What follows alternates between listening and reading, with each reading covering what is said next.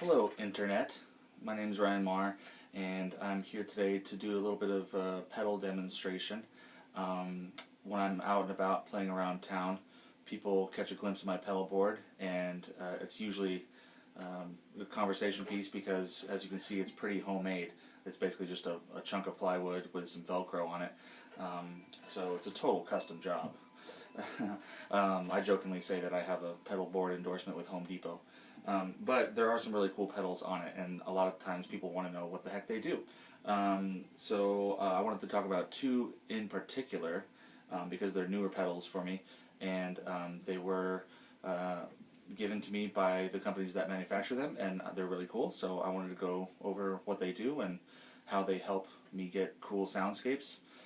So the first one I wanted to talk about is the Discman from Catalinbread, and Catalinbread is a Portland, Oregon based company. They're right here in the Montevilla neighborhood, and super great people, super knowledgeable about what they're doing, and they make really great pedals. The Discman caught my attention because it does quirky stuff. I have some pedals that do like really basic stuff, and then I'm often looking for things that sound totally different, and the Discman definitely fits that bill. Basically, it says it's called the Discman, but it's disc backwards because probably they didn't want to get sued by Sony. But the idea behind the pedal is that it sounds like a CD player skipping. So, like, remember the Discman from the 90s? You would walk around listening to CDs, and if you took too big of a step or something, it would skip a little bit. So the Discman is a delay pedal that gets some glitchiness sounding. And I believe on their website they say that it was inspired by Johnny Greenwood, and I totally get that after hearing some of it. So I'll give a little bit of a demonstration of, like, this is my basic setting for it. And click it on, and I have a little bit my Line 6 DL4, which is a delay pedal, which is, like, for those that aren't super hip to what delay even means, it's basically like a slight echo is how I use it. So there's a little bit of a delay and then the glitchy pedal. So maybe I'll start with, like, here we go. That's without the pedal on.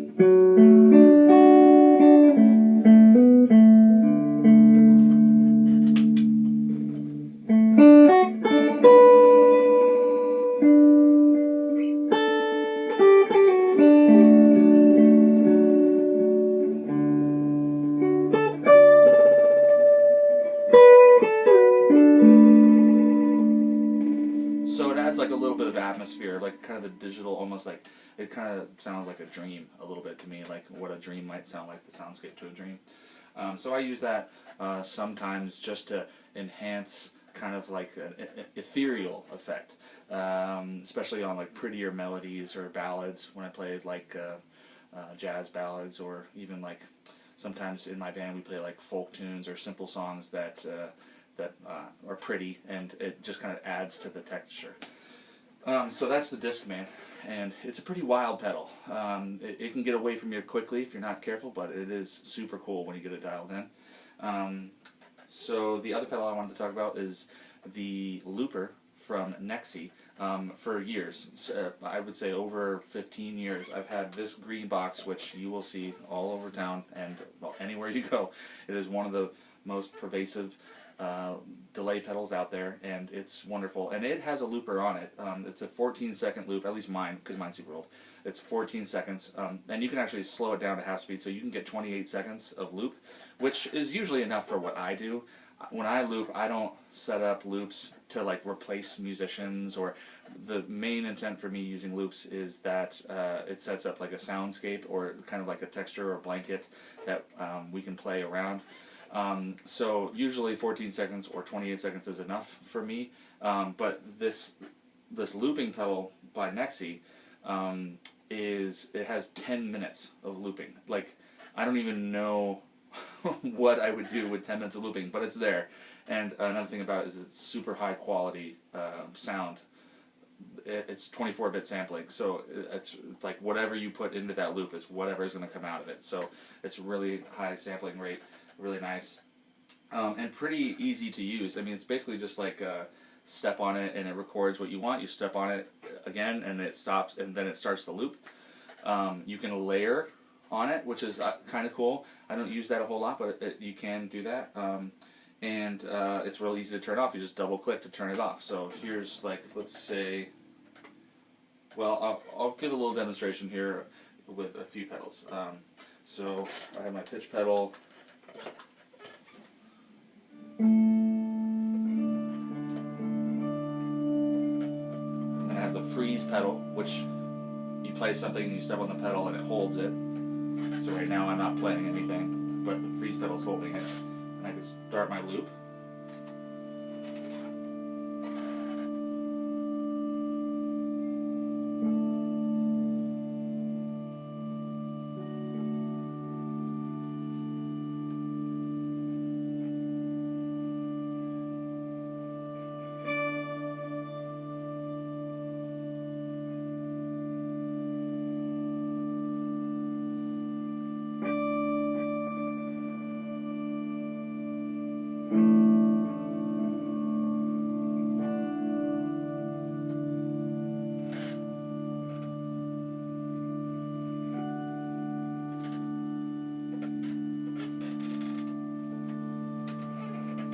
I just clicked on it to start to engage the loop.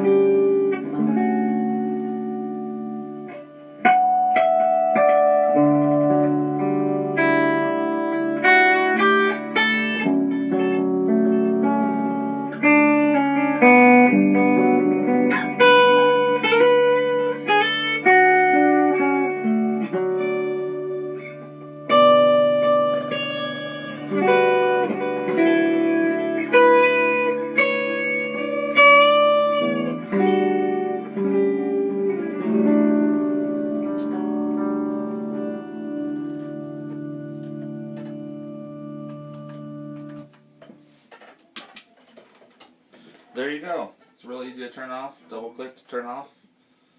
And those are a few of the pedals. Thank you, Nexi, and thank you, Catalinbread. for your amazing sounds.